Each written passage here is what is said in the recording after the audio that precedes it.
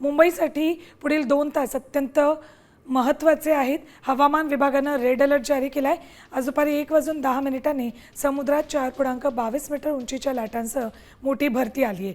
मुंबईमध्ये आज दिवसभर मुसळधार पावसाचा इशारा दिला आहे। भरतीचं पाणी आणि पाऊस एकत्र आल्यास सखल भागांमध्ये पाणी साचण्याची भीती असते आणि काही वेळापूर्वीच मुंबईमध्ये हायटाईड येऊन गेली आहे। पाऊस मात्र सुरूच आहे, त्यामुळे पुढचे 2 तास हाय अलर्ट मुंबईसाठी जारी करण्यात आला आहे। मुंबईमध्ये पहाटेपासूनच पावसाचा जोर वाढला आहे। अधूनमधून तर आणखी जोरदार सरी बरसत आहेत, त्यामुळे सखल भागांमध्ये पाणी साचले।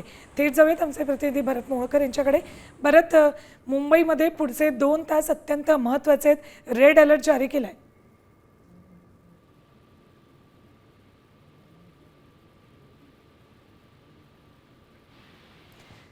भरत, मुंबईसाठी पुढचे 2 तास रेड अलर्ट जारी केला आहे।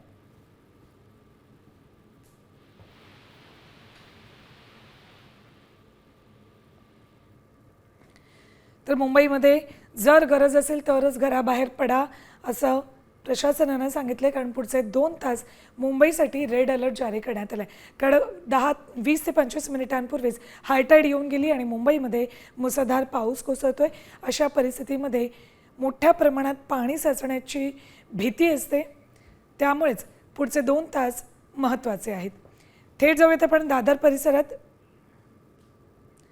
मुंबईत सकाळपासून सुरू असलेल्या मुसळधार पावसामुळे MIDC ते JVLR जोडणारा मुख्य रस्ता पाण्याखाली गेला आहे। सिप्स गेट क्रमांक 2 समोर जवळपास 3 फूट पाणी साचले।